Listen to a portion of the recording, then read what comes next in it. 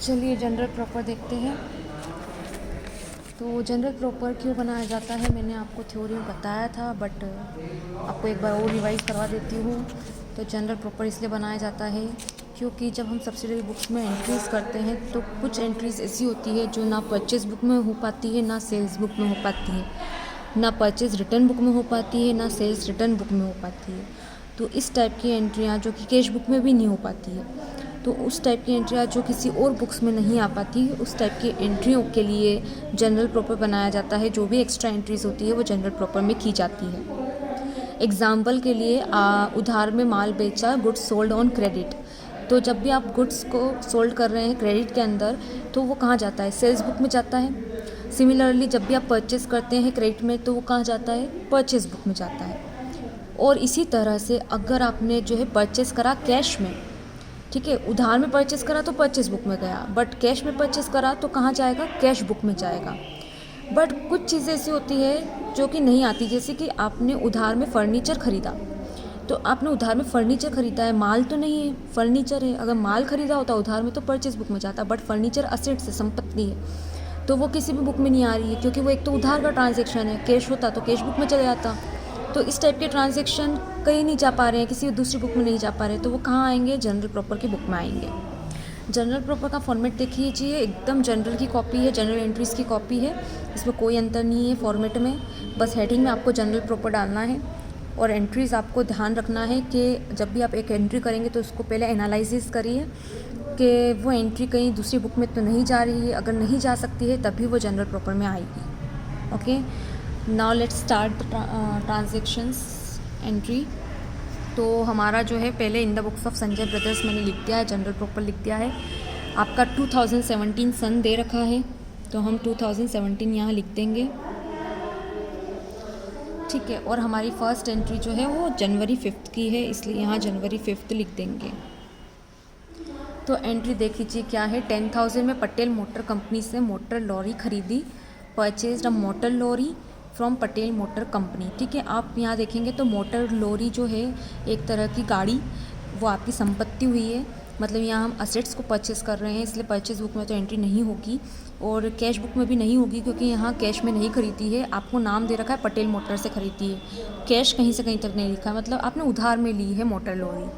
तो क्योंकि असेट्स जो है कैश में नहीं परचेज़ किया गया है, इसलिए वो इसमें आ जाएगा। तो जनवरी में तो सिंपल सी एंट्री होगी। आपका असेट्स खरीद रहे हैं तो बिज़नेस में क्या आया? असेट्स आया, तो मोटर लॉरी आ रही बिज़नेस में खरीदने के कारण, तो इसलिए मोटर लॉरी क्या हो जाएगी? मोटर लॉरी अकाउंट आपका क्या हो जाएगा? डेबिट हो जाएगा, ठीक है। और बिज़नेस से कैश तो जा नहीं रहा है, ठीक है, क्योंकि कैश जाता तो फिर हम वैसे भी कैश बुक में एंट्री करते, तो कैश तो जा नहीं रहा है। तो यहाँ जो भी गीवर है उसका नाम आ जाएगा। कौन है यहाँ पे गीवर? पटेल ब्रदर्स है, तो यहाँ पे जो है पटेल मोटर कंपनी, सॉरी, तो पटेल मोटर कंपनी का नाम आ जाएगा, ठीक है। अब नरेशन लिख देंगे जैसे कि हम जनरल में लिखते हैं, motor lorry purchased on credit.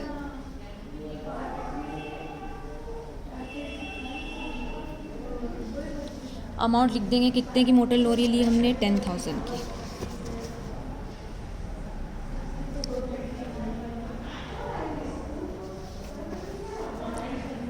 Next entry करते हैं, 9 जनवरी है, ठीक है। 250 ड्यू फ्रॉम बलराम व रिटर्न ऑफ एट्स बेड डेट। 250 जो है बलीराम से प्राप्त ना होने के कारण डूबत ऋण खाते में लिखे गए, ठीक है। मतलब 250 रुपये हमको लेना था बलीराम से, बट क्या हो गया? वो डूब गए, पैसे डूब गए क्योंकि हमको मिल नहीं पाए वो पैसे और बलीराम नहीं दे पाया हमको 250 रुपीज़, तो हमारा नुकसान हो गया। And all the expenses and losses are debited. जितना भी नुकसान होता है वो क्या होता है? डेबिट होता है। तो इसलिए इस बार भी हम क्या करेंगे? नुकसान को डेबिट कर देंगे। बट कैसे हुआ नुकसान? पैसे जो है हमारे डेटर से नहीं मिले, उसके कारण हुआ, पैसे रिकवर नहीं हो पाए। तो उसको हम क्या बोलते हैं? जब भी हमसे हमारे डेटर से पैसे नहीं रिकवर हो पाते हैं तो उसको हम बोलते हैं डूबत ऋण या बैड डेब्ट्स बोलते हैं, ठीक है। इसको हम डूबत ऋण भी बोलते हैं। मैं यहाँ पे लिख देती हूँ ताकि आपको याद रहेगा, हिंदी मीडियम वाले बच्चों के लिए। तो इसको हम डूबत ऋण भी बोलते हैं। तो बैड डेब्ट अकाउंट क्या हो जाएगा? यहाँ पे डेबिट हो जाएगा, ठीक है। और हमारे बिज़नेस से कुछ गया है क्या? कुछ नहीं गया है। बट यहाँ पे जो हमको नुकसान हुआ है किसके कारण हुआ है उसका नाम ज़रूर लिखना होगा आपको। तो यहाँ बलीराम के कारण हमें नुकसान हुआ है, इसलिए यहाँ पे बलीराम को अब क्या कर देंगे, क्रेडिट कर देंगे। कितने पैसे डूबे हैं, 250 रुपीज़ डूबे हैं, इसलिए हम अमाउंट के कॉलम में 250 रुपीज़ लिख देंगे। नरेशन लिखना है लास्ट में।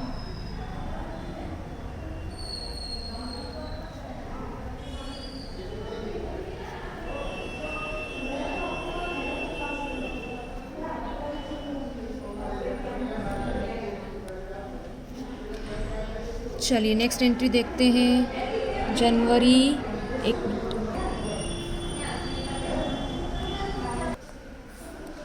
नेक्स्ट 15 जनवरी है।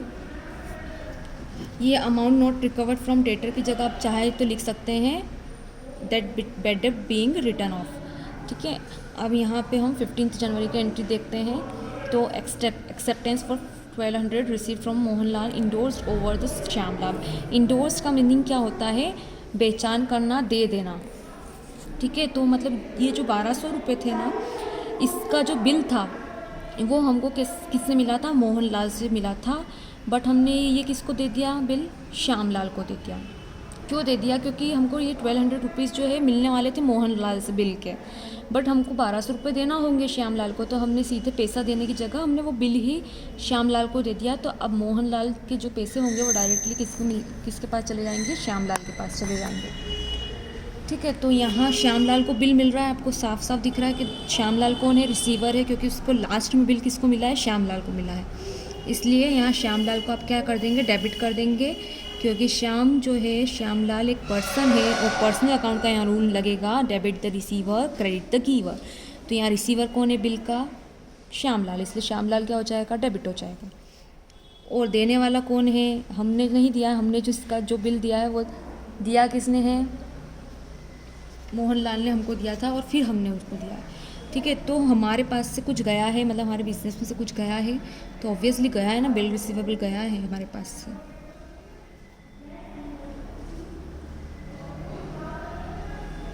इसलिए बिल रिसीवेबल को हम क्रेडिट कर देंगे।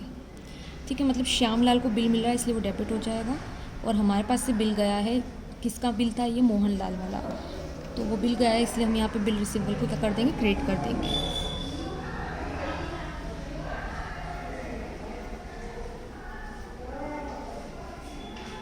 बीइंग बिल इंडोर्स्ड, मतलब बिल का पहचान किया, बिल दे दिया। कितने का बिल दिया है हमने, 1200 का।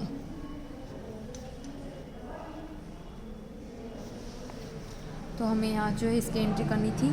आप बिल मिलने की एंट्री भी कर सकते हैं चाहे तो, जैसे कि हमको मोहनलाल से बिल मिला था तो आप कर सकते हैं बिल रिसीवेबल अकाउंट डेबिट, क्योंकि बिल आया टू मोहनलाल, क्योंकि मोहनलाल से मिला है इसलिए मोहनलाल क्या हो जाएगा, गिवर हो जाएगा।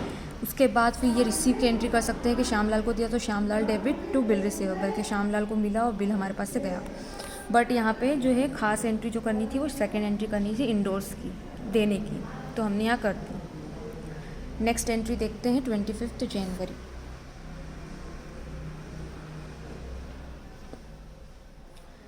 Transfer of 500 receive from Ratan Chand wrongly posted to Ratan Lal account. Ratan Chand से कितने मिले थे, हमको 500 रुपीज़ मिले थे, जो कि हमने गलती से किसके खाते में डाल दिए थे, रतन लाल के खाते में डाल दिए थे।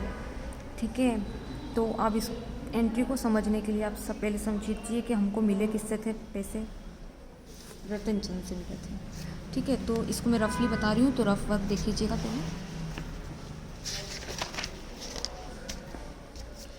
तो हमको जब रतन चंद से मिले होंगे तो हमको क्या एंट्री करना चाहिए थी, कैश डेबिट टू रतन चंद।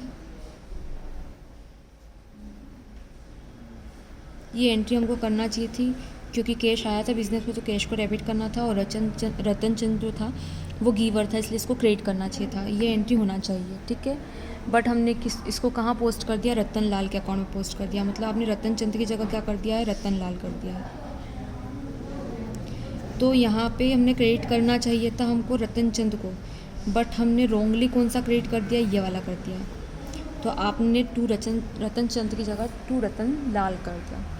अब आपको क्या करना है इसको सुधारने के लिए, क्योंकि आपने गलती से इसको क्रेडिट कर दिया तो इसको आपको सुधारना है। तो आप इसको कैसे सुधारेंगे, इसको जो भी आप करते हैं अकाउंट को अगर क्रेडिट कर देते हैं तो डेबिट कर दीजिए, और डेबिट करते हैं तो क्रेडिट कर दीजिए, तो वो क्या हो जाएगी, एंट्री सही हो जाएगी। तो यहाँ आपने जो है क्रेडिट कर दिया है, तो अब इसको क्या कर देंगे, हम डेबिट कर देंगे। तो इसको आपको क्या करना पड़ेगा, डेबिट करना पड़ेगा। दूसरा, इसको डेबिट कर देंगे, इसके बाद जो सही एंट्री थी वो भी करना पड़ेगी आपको, क्योंकि हम ये तो हमने करा ही नहीं है, रतन चंद को तो हमने क्रेडिट करा ही नहीं, बल्कि हमको करना चाहिए था। तो नेक्स्ट में आप क्या करेंगे, इसको क्रेडिट कर देंगे। तो आपकी एंट्री हो जाएगी रतनलाल अकाउंट डेबिट टू रतन चंद। ठीक है।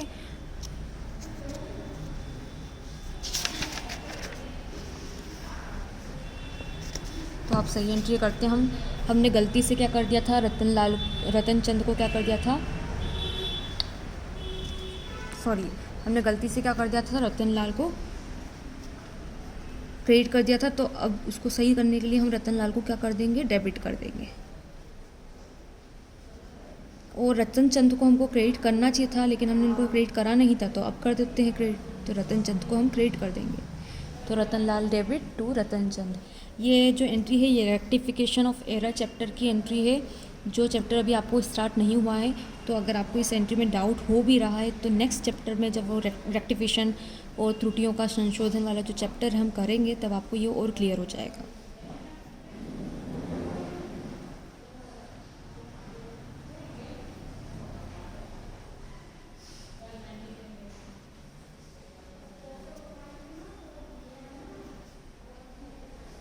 रॉन्ग पोस्टिंग रेस्टिफाइड, मतलब रॉन्ग पोस्टिंग को हमने सही करा।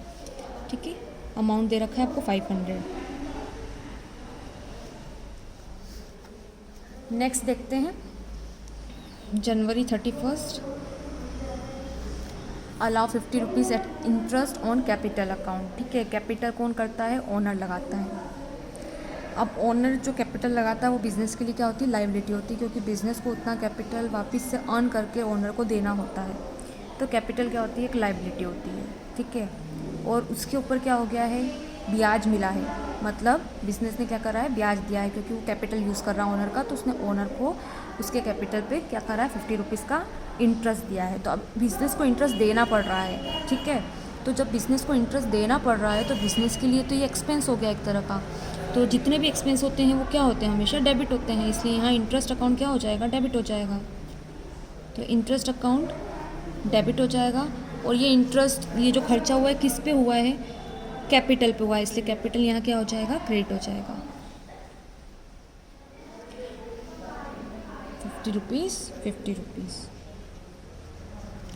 बस इसके बाद आपको क्या करना है, टोटल कर लेना है क्वेश्चन को। ये टोटल आप करेंगे, मैं क्वेश्चन कंप्लीट करवा दिया है।